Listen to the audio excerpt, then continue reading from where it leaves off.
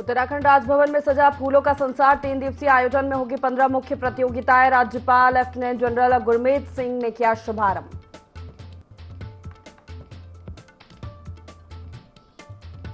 BJP जल्द जारी कर सकती है लोकसभा चुनाव के लिए कैंडिडेट की लिस्ट। 5 में से 4 सीटों पर प्रत्याशी बदले जाने की संभावना। टिहरी और अल्मोड़ा में महिला प्रत्याशी दे सकती है बीजेपी।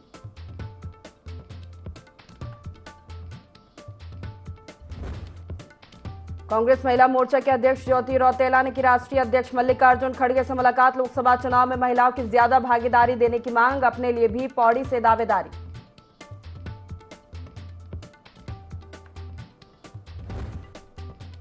उत्तराखंड में अगले 3 दिन बारिश का येलो अलर्ट जारी। 3500 मीटर से ऊपर के इलाकों में बर्फबारी की संभावना। प्रशासन ने सतर्क रहने के दिए आदेश।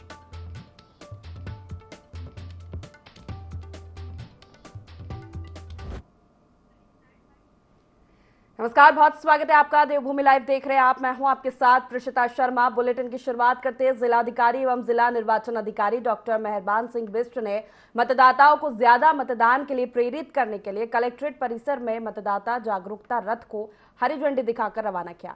इस मौके पर जिलाधिकारी डॉक्टर मेहरबान सिंह बिष्ट ने जिले के मतदाताओं से लोकतंत्र को मजबूत बनाने के लिए चुनाव के इस महापर्व में मताधिकार का प्रयोग अवश्य करने की अपील की। स्वीप कार्यक्रम के तहत जिले में मतदाता जागरूकता के लिए संचालित अभियान के तहत विभिन्न गतिविधियों का आयोजन किया जा रहा है। इसी कड़ी में अब मतदाता जागरूकता रथ को जनपद की तीनों विधानसभा क्षेत्रों के विभिन्न मतदाता केंद्रों के लिए रवाना किया गया है। उत्तरकाशी का सम्मानित मतदाताओं से अनुरोध कर दूं कि लोकसभा सामान्य निर्वाचन 2024 में जिला उत्तरकाशी में मतदान प्रतिशत बढ़ाना को खातिर मतदान को दिन अपूर्ण मताधिकार को प्रयोग जरूर करें। जो नौजवानों की उम्र 18 साल पूरी हुए गया वो अपूर्ण नाम मतदाता सूची में जरूर लिखवा दिया कि यो लोकतंत्र में सबसे बड़ो अधिकार चबार है। याद रखिए, मी जनपद का वरिष्ठ दाना सयाना दिव्यांग और सभ्य सम्मानित मतदाताओं से अनुरोध कर दो कि मतदान का दिन अपूर्ण मताधिकार को प्रयोग जरूर करें। उत्तराखंड महिला कांग्रेस की प्रदेश अध्यक्ष ज्योति रौतेला ने दिल्ली में पार्टी के राष्ट्रीय अध्यक्ष मल्लिकार्जुन खड़गे से मुलाकात की और पौड़ी लोकसभा को लेकर अपनी दावेदारी जताई। ज्योति रौतेला का कहना है कि कांग्रेस पार्टी महिलाओं को 33% लोकसभा और विधानसभा चुनाव में आरक्षण की पक्षधर रही है। ऐसे में उन्होंने भी पौड़ी लोकसभा चुनाव लड़ने को लेकर मल्लिकार्जुन खड़गे के समक्ष अपनी इच्छा जताई है। उन्होंने कहा कि संगठन को मजबूत करने के लिए महिला कांग्रेस लगातार प्रदेश भर में नारी न्याय सम्मेलन आयोजित कर रही है। उन्होंने कहा कि नई न्याय सम्मेलन के माध्यम से महिला कांग्रेस गांव-गांव जाकर महिलाओं से उनके अधिकारों की बात कर रही है। कांग्रेस का रोल तो है कि आज पूरे प्रदेश में हर विधानसभा में हमारे नारी न्याय सम्मेलन चल रहे हैं लगातार। अगर आप देख रहे होंगे सोशल मीडिया के द्वारा भी, तो हम लोग हमारी हर विधानसभा में और जिले में नारी न्याय सम्मेलन चल रहे हैं, जिसके तहत हम लोग गांव-गांव जा रहे हैं और जो महिलाएं हैं उनसे उनके अधिकारों की बात कर रहे हैं और उनसे वहां की जो समस्याएं हैं उनके बारे में पूछ रहे हैं। और ये पूरे प्रदेश में इस वक्त पूरे महिला कांग्रेस का संगठन पूरे प्रदेश में रोज के हमारे कार्यक्रम चल रहे हैं। भाजपा के राष्ट्रीय अध्यक्ष जेपी नड्डा का उत्तराखंड दौरा स्थगित हो गया है। भाजपा प्रदेश प्रवक्ता नवीन ठाकुर ने कहा कि दिल्ली में पार्लियामेंट्री बोर्ड की महत्वपूर्ण बैठक होने के चलते उनका उत्तराखंड दौरा स्थगित हो गया है। आपको बता दें कि लोकसभा चुनाव को लेकर भाजपा की तैयारी जोरों से चल रही है, तो वहीं जल्द ही उत्तराखंड में 5 लोकसभा सीटों पर प्रत्याशियों की लिस्ट जारी होगी। माननीय राष्ट्रीय अध्यक्ष जी को लेकर उत्तराखंड का आम कार्यकर्ता बहुत उत्साहित था। हम उनके स्वागत के लिए जो है जी जान से जुटे हुए थे। संपूर्ण तैयारियां थी, पर चूंकि आज दिल्ली में पार्लियामेंट्री बोर्ड की बहुत महत्वपूर्ण बैठक है, इस कारण जो आज का दौरा स्थगित हो गया। और भविष्य में जब भी राष्ट्रीय अध्यक्ष जी का उत्तराखंड में दौरा होगा, निश्चित तौर पर जो है उत्तराखंड में उनका भव्य स्वागत होगा। और हम आगामी कार्यक्रम को लेकर जैसे ही हमें केंद्र से दिशा निर्देश मिलेंगे, हम सभी तैयारियां पूर्ण करेंगे। लोहाघाट में पूर्व सैनिक मयंक ओली की ओली फिजिकल अकादमी के 25 युवाओं का अग्निवीर में चयन हो गया है। एक साथ 25 युवाओं का चयन होने पर क्षेत्र में खुशी की लहर है। वहीं अकादमी के संस्थापक और कोच मयंक ओली ने बताया कि उनकी अकादमी में बिना किसी राजकीय सहायता के क्षेत्र के युवाओं को भारतीय सेना, पुलिस और अर्धसैनिक बलों में भर्ती होने की निःशुल्क फिजिकल ट्रेनिंग कई वर्षों से दी जा रही है। कोच ओली ने बताया कि पिछले साल जो अकादमी से 20 युवा अग्निवीर बने थे, तो इस साल 25 युवाओं का अग्निवीर के लिए चयन हुआ है। कोचोली ने अकादमी के सहयोग करने वाले NRI राज भट्ट को धन्यवाद दिया है। मालूम हो कि पूर्व सैनिक मयंक कई सालों से क्षेत्र के युवाओं को निःशुल्क ट्रेनिंग दे रहे हैं।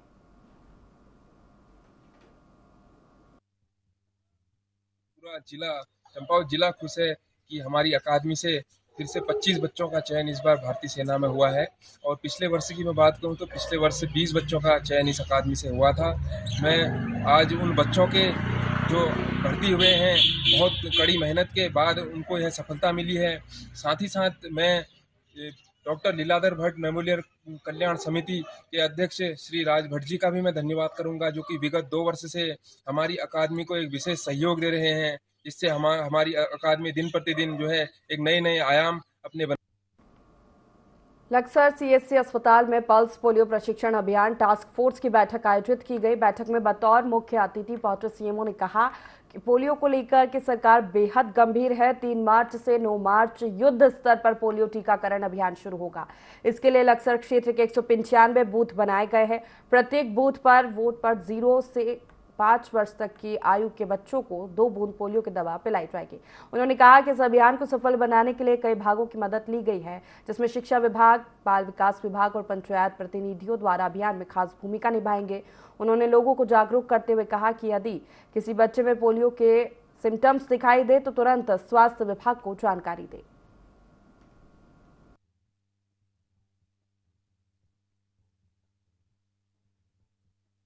इम्यूनाइजेशन का ये अब हमारे लास्ट ईयर एक हुआ था, उसके बाद अभी आ रहा है कि इस बार सेशन है। अब 3 तारीख से स्टार्ट होगा और 9 तारीख तक ये चलेगा। तो 3 तारीख को जैसे संडे है तो बूथ एक्टिविटी होगी और उसके बाद हाउस होल्ड सर्वे है, जिसमें जितने भी जो 0 से 5 साल तक के बच्चे हैं उन्हें पोलियो की दवाई पिलाई जाएगी। पर्पज़ इसका यही होता है कि हम चाहते हैं कि बूथ एक्टिविटी वाले दिन मैक्सिमम लोग हम लोग कर सकें। इस बार इसलिए हमने मीटिंग भी जो हमारी DM सर के उसमें एक मीटिंग हुई थी DDF, उसमें भी एक किया था प्लान कि कोशिश करी जाए कि जो हमारा बूथ कवरेज है लगभग 50% है, उसे हम किस तरह से बढ़ाएं, क्योंकि एक मैसेज भी जाता है प्लस उसका एक लाभ भी है। भगवानपुर के बहबलपुर गांव में किसान इंटर कॉलेज में प्रबंधन समिति का चुनाव होना था। इसी क्रम में सभी पदों के लिए एक ही नामांकन आया, जिसमें रविंद्र सोनी को अध्यक्ष, पाल सिंह को उपाध्यक्ष, अनिल सैनी प्रबंधक सहित अन्य पदाधिकारियों को चुना गया है। सभी पदाधिकारी निर्विरोध चुने गए। इस बीच चुनाव अधिकारी सुबोध कुमार मलिक GIC ने बताया कि किसान इंटर कॉलेज बहबलपुर के प्रबंधन समिति का चुनाव होना था, जिसकी पहले ही घोषणा कर दी गई थी। नवनियुक्त प्रबंधक अनिल सैनी ने बताया कि सभी पदों पर निर्विरोध पदाधिकारी चुने गए। उन्होंने कहा कि जो जिम्मेदारी उनको दी गई है उसका वे ईमानदारी से पालन करेंगे। अधिकारी द्वारा जो अनुमोदित लिस्ट थी 29 सदस्य थे पर साधारण सभा में इस पे मेरे को चुनाव अधिकारी बनाया गया और उसमें आज की तारीख निर्धारित की गई। इसमें जो 5 अधिकारी जो पद हैं वो अधिकारी 5 पद हैं जो साधारण सभा से लिए जाएंगे और 7 सदस्य हैं। शिक्षा है वो विस्तार करें। हमारे जो बच्चे हैं क्षेत्र के, प्रदेश के, देश के, वो हमारे देश का नाम रोशन करें हर फील्ड में, हर क्षेत्र में, चाहे वो सैनिक का हो, चाहे वो DM साहब वाला हो, चाहे वो मेडिकल डॉक्टर लाइन का भी हो। जिस लाइन में बच्चे इंटरेस्ट लेना चाहे वो उसी सब्जेक्ट से अपना सब्जेक्ट चुने। मौसम बदलने के साथ ही दून अस्पताल में खांसी के मरीजों की संख्या बढ़ने लगी है। विशेषज्ञ चिकित्सकों ने इस मौसम में लोगों को अपने सेहत के प्रति विशेष सावधानी बरतने की सलाह दी है। दून अस्पताल के चेस्ट स्पेशलिस्ट और चिकित्सा अधीक्षक डॉक्टर अनुराग अग्रवाल के मुताबिक बीमारी से बचने के लिए इस मौसम में अपने शरीर में पानी की मात्रा बनाकर रखें। इसके अलावा गर्म कपड़े पहनना नहीं छोड़े। उन्होंने बताया कि अस्पताल की OPD में रोजाना खांसी, जुकाम, बलगम के मरीज आ रहे हैं। उन्होंने बताया कि वायरल फ्लू के मरीज भी अस्पताल पहुंच रहे हैं। अस्पताल के अधीक्षक के मुताबिक अस्पताल में कोरोना के भी 2 मरीज भर्ती हैं। हालांकि दोनों मरीजों में कोविड वाली बीमारी नहीं थी, लेकिन गाइडलाइन के अनुसार टेस्ट किए जाने पर दोनों मरीज पॉजिटिव पाए गए। यहाँ पर आप देख रहे होंगे तो सुबह शाम बहुत ज़्यादा ठंड है और दोपहर में काफ़ी धूप या गर्मी रहती है। तो इसी क्रम में सभी से अपील है कि अपना बहुत ध्यान रखें। कुछ लोग पानी पीना कम कर देते हैं। मैंने बार बार बोला है कि पानी की मात्रा अपने शरीर में बनाए रखें। अभी चूँकि ठंड है तो ठंडे कपड़ों को भी, इस तरह गर्म कपड़ों को भी बिस्तर में ना डाल दें। उन्हें पहनिए, उनका यूज करिए, और कोई भी प्रॉब्लम आपको लगती है तो हमेशा अस्पताल हम लोग इन चीज़ों के लिए तैयार हैं। चूँकि इन दिनों फ्लू की संख्या हालांकि कोई बहुत ज़्यादा अलार्मिंग तरीके से नहीं बढ़ी है। हमारी जो ओपीडी 2000 से लेकर 2200 तक जाती है वही लगभग उतनी ही है। लेकिन हाँ, कुछ ट्रेंड शिफ्ट ये है कि 2, 4, 5 दिन वाली खांसी बलगम के मरीज हमारे पास ज़्यादा आ रहे हैं। तो इसी आपके माध्यम से हम लोग अपील करना चाहेंगे कि ऐसे में घबराएं ना। सिंपल जो लक्षणिक दवाइयाँ होती हैं, जैसे बुखार के लिए हम लोग पैरासीटामोल है या जुकाम वगैरह है, तो इसके लिए आयुर्वेदिक या लोकल मेडिसिन भी कुछ भी ले सकते हैं वो। और आपको नहीं लगता है तो आप बिल्कुल अस्पताल में आइए, वहाँ पर हम लोग तैयार हैं। 5 सूत्रीय मांगों को लेकर आंगनबाड़ी कार्यकर्ताओं का 10वें दिन भी काम बहिष्कार जारी रहा। उन्होंने सरकार पर उपेक्षा का आरोप लगाते हुए कहा कि कई बार सरकार को मानदेय को लेकर ज्ञापन दिया गया, लेकिन कोई भी सकारात्मक पहल उनके पक्ष में नहीं की गई। उन्होंने साफ तौर पर कहा कि उनकी 5 सूत्रीय मांगें पूरी नहीं हो जाती तब तक आंदोलन जारी रहेगा, जब तक उनका मानदेय 18,000 रुपये प्रति महीने नहीं कर दिया जाता। कुछ भी सकारात्मक रवैया सरकार का हमारे प्रति नहीं है और हम पे प्रेशर बनाया जा रहा है कि आप जल्दी से अपने काम पे लौटें, लेकिन जब तक हमारी मांगें पूरी नहीं होती हैं तब तक हम अपने काम पे नहीं लौटेंगे। हम हर कार्य का बहिष्कार करेंगे, जो भी सरकार हमारे लिए काम देती है हम नहीं करेंगे, क्योंकि हर बार देखा गया है कि जब भी कोई भी काम होता है सिर्फ आंगनबाड़ी नज़र आती है, और जब मानदेय बढ़ाने वाली बात आती है तो आंगनबाड़ी का कहीं भी नाम नहीं आता है। तो जब तक हमारा 18,000 रुपये मानदेय नहीं हो जाता हम तब तक नहीं उठेंगे। हल्द्वानी में जिला निर्वाचन विभाग की media certification and monitoring committee ने पत्रकारों के साथ एक बैठक का आयोजन किया, जिसमें पेड न्यूज सहित इलेक्शन संबंधित संवेदनशीलता के सभी नियम कानून को विस्तार से बताया गया। इसके अलावा इलेक्शन में कवरेज के लिए आने वाली दिक्कतों को दूर करने के लिए पत्रकारों से सुझाव भी लिए गए।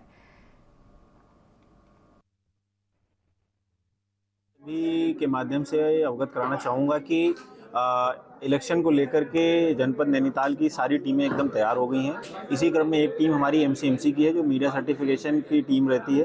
तो इसमें इलेक्शन के दौरान जो भी हमारे प्रत्याशी हैं उनकी पेड न्यूज़ हो या जो भी मीडिया को ब्रीफिंग देनी है, जो भी डेटा रिलीज़ करना है, उस संदर्भ में एक प्रॉपर हमारा आपस में तालमेल बना रहे और सही सूचना जागरूक मतदाताओं तक पहुँच सके। तो उसके लिए हमने अपनी टीम के संदर्भ में आज एक बैठक भी की है और आप लोगों से वार्तालाप भी हुई है। आप लोगों के जो सुझाव हैं उसको भी हम लोग अपनी आने वाले समय में जो भी हमारी कार्यप्रणाली है उसमें सम्मिलित करेंगे और हम चाहेंगे कि हमारी पूरी टीम एक निष्पक्ष चुनाव करा सके।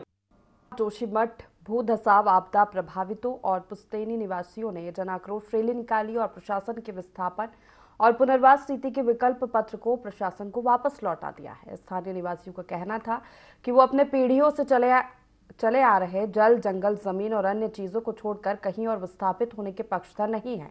बिना उनकी राय मशवरा के उनका पक्ष जाने इस तरह का विकल्प पत्र भरवाना गलत है और इसको लेकर सरकार नगरवासियों से बात नहीं कर रही है। इसको लेकर 8 बिंदुओं का ज्ञापन सीएम के नाम एसडीएम को सौंपा गया है।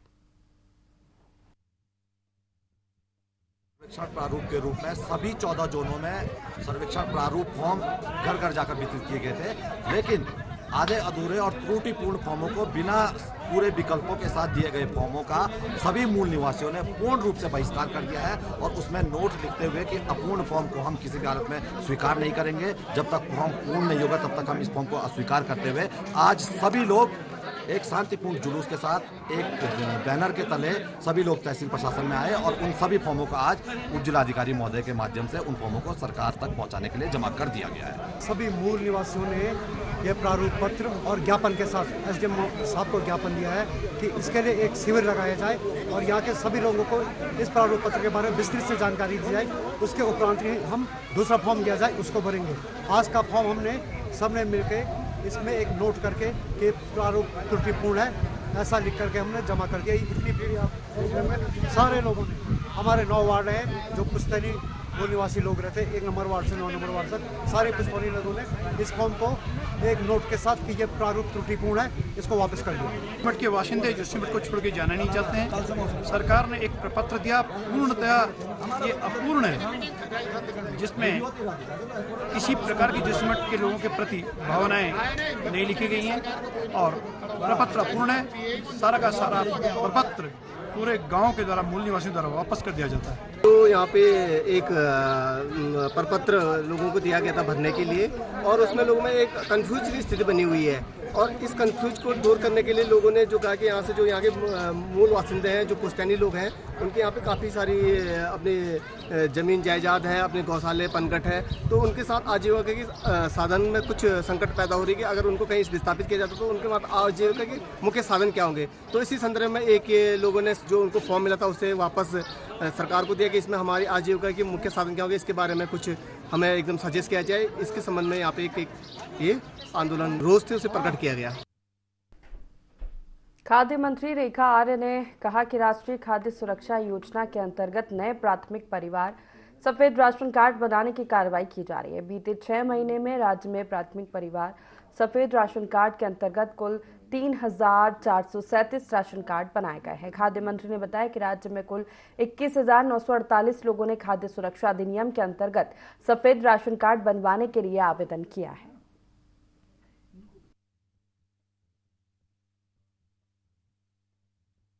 लगता है कि विपक्ष मुद्दा विहीन है और राशन कार्ड के संदर्भ में एनएफएसए के तहत जो राशन कार्ड अलॉटेड है उतने ही राशन कार्ड जो है राज्य सरकार लगातार क्रियान्वित किए हुए है। मैंने बताया कि यदि हमें किसी व्यक्ति का अंत्योदय या किसी व्यक्ति का प्राथमिक परिवार यानी कि गुलाबी या सफ़ेद कार्ड हमें बनाने हैं तो जैसे ही हमारे पास में कोई यूनिट रिक्त होगी तो वैसे ही वो पात्र व्यक्ति के संग में उसे स्वतः ही जोड़ा जा सकता है या संबंधित जनप्रतिनिधि हों या संबंधित कोई भी व्यक्ति खुली बैठक के माध्यम से, पंचायत सेक्रेटरी के माध्यम से, फूड इंस्पेक्टर के माध्यम से उसके लिए आवेदन कर सकता है और जैसे विभाग के पास में किसी रिक्त यूनिट की जानकारी आती है तो विभाग उसको एडजस्ट करता है। तो इसलिए यह प्रक्रिया हमेशा गतिमान रहती है और मुझे लगता है कि जो फिक्स यूनिट है उससे ज़्यादा राज्य सरकार बढ़ भी नहीं सकती है क्योंकि ये 100% केंद्र पोषित योजना है। तो इसलिए एक किसी का जो भी अपात्र है उसका कटेगा और जो पात्र है वो जुड़ेगा। सीमांत जनपद उत्तरकाशी, जहां मुख्यमंत्री पुष्कर सिंह धामी के अधीनस्थ श्रम विभाग है, ये विभाग श्रमिकों की सहायता के लिए काम करता है, पर इस सहायता के नाम पर श्रमिकों को कैसे लूटा जा रहा है, देखिए रिपोर्ट। जनपद उत्तरकाशी के श्रम विभाग में आजकल श्रमिकों की सुविधा के लिए श्रम कार्ड बनाए जा रहे हैं, जिसके अंतर्गत श्रमिकों को कई सुविधाएं देने की सरकार की कोशिश रहती है। श्रमिकों की बेटियों के विवाह, दुर्घटना और कई प्रकार की सहायता इस कार्ड के माध्यम से विभाग उपलब्ध कराता है। पर जनपद उत्तरकाशी में इस कार्ड को बनाने के लिए मजदूरों को जमकर लूटा जा रहा है। सरकार ने इस कार्ड को बनाने के लिए 150 रुपए फीस निर्धारित की है, पर यहाँ इसके एवज में 600 रुपए वसूल किए जा रहे हैं। बड़ी बात तो ये है कि 600 रुपए देने के बाद भी गरीब मजदूरों को 3-3 दिन चक्कर काटने को मजबूर किया जा रहा है, जिसके कारण एक मजदूर को कम से कम 2,000 रुपए का नुकसान उठाना पड़ रहा है। मजदूरों का कहना है कि विभाग के कर्मचारी सीएससी सेंटर में भेजते हैं, जहां उनकी मिली भगत से अतिरिक्त पैसे वसूले जा रहे हैं। सर्व कार्ड बना के 600 तब बनेंगे तो गरीब आदमी कहाँ से देंगे? यहाँ आप श्रम कार्ड बनाने आए, बन गया आपका श्रम कार्ड? नहीं बना। क्यों? अभी रसीद भी नहीं दे रहे। कितना पैसा ले रहे हैं श्रम कार्ड बनाने के? 600। तो आपने 600 जमा कर दी? कब मिलेगा श्रम कार्ड? एक हफ्ते में ऑडिट मिलेगी, तब फोन करेंगे। स्थिति ये है कि जनपद उत्तरकाशी में इस विभाग में कोई भी अधिकारी नहीं बैठता है। आउटसोर्स के कर्मचारियों के भरोसे यहाँ कार्य किए जा रहे हैं, जिसका सीधा असर मजदूरों पर पड़ रहा है। जनपद में 11,000 मजदूर रजिस्टर्ड है और प्रत्येक मजदूर से 600 रुपए लिए जा रहे हैं, यानी कि प्रत्येक साल 66 लाख रुपए का खेल खेला जा रहा है। ये विभाग पहले भी चर्चाओं में रहा है, कभी मजदूरों के नाम पर साइकिल घोटाला तो कभी सिलाई मशीन घोटाला और अब ये रजिस्ट्रेशन घोटाला। कहीं न कहीं मुख्यमंत्री इन कर्मचारियों पर लगाम कसने में नाकामयाब हो रहे हैं। मैंने एक जॉब कार्ड बनाया था और इसमें मेरे को कोई लाभ नहीं मिला। मैंने इस पर 5-6 हज़ार रुपये खर्च भी किया, तब भी मेरे को कुछ नहीं मिला। जब यहाँ आते हैं तो ये लोग डिफेक्ट लगा देते हैं। मैंने पूरे कागजात तैयार किए थे, तब भी इन्होंने उन कागजातों पे डिफेक्ट लगाया है, फिर भी मेरे को कोई लाभ नहीं मिला। आज भी मैं आ रखा हूँ, यहाँ पे मैडम नहीं है और मैडम ना होने के कारण से यहाँ पे अन्य लोग बैठे हुए हैं। वो बोले जब मैडम आएगी तब जाके ये बात आगे होगी। सरकार ने, गवर्नमेंट ने ये टेंडर दिया है सीएससी वालों को, क्योंकि हमारे ऑफिस में केवल रिन्यूअल होता है और आवेदन होता है और कार्ड प्रिंट होता है। सर, ये जो आवेदन होते हैं वो बाहर से होते हैं, CSC सेंटर से होता है। अब CSC सेंटर का क्या चार्ज है मैं आपको नहीं बता सकती, मुझे नहीं है जानकारी। लेकिन ये जो हमारा जो चार्ज है विभाग में केवल आपका कार्ड प्रिंट होगा, आपका रिन्यूअल होगा और आपका आर्थिक सहायता के लिए आवेदन होगा। और जो नया आवेदन है वो नया आवेदन आपको बाहर से करना पड़ता है कि श्रमिकों से, बाकी श्रमिकों से भी पूछ सकते हैं। अब वही श्रमिक आरोप लगा रहे हैं शायद से जिनको सामान नहीं मिला। ये जो बातें हैं फजूल बातें हैं, डिस्टर्ब करने की वाली बातें हैं। आप प्रदेश के मुखिया CM धामी केंद्र के साथ ही प्रदेश की जन कल्याण योजनाओं को आम लोगों तक पहुंचाने के लिए लगातार प्रयासरत है और हाल ही में CM धामी ने जनहित में कई बड़े फैसले लिए, लेकिन मजदूरों के साथ किए जा रहे अन्याय पर किसी तरह की कार्रवाई नहीं होना बड़े आश्चर्य की बात है। सवाल ये उठता है कि मजदूरों के पंजीयन के नाम पर चल रही इस धांधली पर जिम्मेदार अधिकारी कोई कार्रवाई करने में लाचार क्यों है। उत्तरकाशी से दीपक नौटियाल की रिपोर्ट। खबर थराली से है, जहां रतगांव के ग्रामीणों ने प्राणमती नदी पर मोटर पुल की मांग की है। ग्रामीणों ने अपनी मांग को लेकर थराली देवाल तिराहे से तहसील मुख्यालय तक जुलूस निकाला। ग्रामीणों ने उपजिलाधिकारी के माध्यम से मुख्यमंत्री को ज्ञापन भेजते हुए बरसात से पहले मोटर पुल का निर्माण कार्य शुरू करने की मांग की है। साथ ही मोटर पुल न बनने की सूरत में चुनाव बहिष्कार की चेतावनी भी दी है। हमको पुल का कार्य शुरू नहीं होता तब हम बैठे रहेंगे। हमें आश्वासन नहीं, काम चाहिए। पिछले 3 बार वहाँ इस किस्म की आपदाएं आ गई है। अभी 7 महीने से सरकार की तरफ से कोई हमें वो नहीं मिला। आज की जनता सरकार चाहती है हमको पलायन के लिए, क्योंकि जो बच्चे नौकरी पर लगे हैं, जिसके पास 2 पैसा है वो आदमी बाहर जा रहा। जिस इंसान के पास पैसा नहीं है वो भूखा मरे, क्योंकि पुल बनेगी नहीं, वहाँ को बीमार होगा, वो वहाँ से आ नहीं पाएगा। हमारे यहाँ जो 2023 में पुल बह गया है उसके लिए हम यहाँ पर आंदोलन लेके आए हैं, जबकि हमारे यहाँ के लोग कई समस्याओं का सामना कर रहे हैं। हमारे बच्चों का भविष्य खराब हो रहा है क्योंकि शिक्षक वहाँ पर टाइम से नहीं पहुँच पा रहे हैं और हमारे गांव में लगभग 10 से 15 औरतें जो गर्भवती हैं उनको हॉस्पिटल या स्वास्थ्य चिकित्सा लाने तक बहुत समस्याओं का सामना करना पड़ रहा है। और गाँव में जो हमारी फसलें हैं, हमारी माताएं बहनें मेहनत करने के लिए कोई तैयार नहीं है, क्योंकि हमारी फसल, क्योंकि हमारे पहाड़ों में मोटे अनाज का ही उत्पादन किया जाता है। जो आलू चौलाई वगैरह हो गया, इसका भी ठीक से आगे आय व्यय नहीं हो पा रहा है। विगत कई वर्षों से हम इस आपदा से त्राहिमाम हैं। 2013 से हमारा रतगांव आपदा की मार झेलते आ रहा है और लगातार हम प्रयासरत रहे, लेकिन होता है कि हर वर्षा काल में हमारा 2018 में हमारा पुल बह गया था और इसी वर्ष 2013 विगत वर्ष आपदा, भीषण आपदा के कारण, अधिक जनसंख्या होने के कारण वहां पर राजकीय इंटर कॉलेज भी हैं। 170-80 बच्चे वहां पर अध्ययनरत हैं। वहां पर स्वास्थ्य सुविधाएं नहीं है। हमारा एक लाइफ लाइन कहने वाला बेली ब्रिज था। हमने एक ज्ञापन बैठक के माध्यम से महोदय मुख्यमंत्री महोदय उत्तराखंड सरकार को ज्ञापन दिया था। हमारा जो है बेली ब्रिज बनाए, अस्थायी पुल बनाए। पूरा क्षेत्र का, रतगांव का ही नहीं पूरा क्षेत्र समर्थन में जुलूस लेके आया है और जुलूस को जनसभा में तब्दील कर दिया गया है। तो माननीय उप जिला अधिकारी थराली के माध्यम से यदि शासन स्तर के लोगों से वार्ता नहीं करवाई जाती और रतगांव के लोगों को आश्वासन नहीं दिया जाता तो ये जो जनसभा है ये धरना, कर्मी अनशन, आमरण अनशन में भी तब्दील हो सकता है आवश्यकता पड़ने पर। यदि माननीय उप जिला अधिकारी महोदय आज वार्ता कराते हैं और सरकार के नुमाइंदे हमको कोई आश्वासन देते हैं तो निश्चित रूप से हम शाम को लौट जाएंगे, अन्यथा जो है धरना जारी। इसी के साथ देवभूमि लाइव में फिलहाल इतना ही। लगातार खबरों के लिए देखते रहिए IND 24। नमस्कार।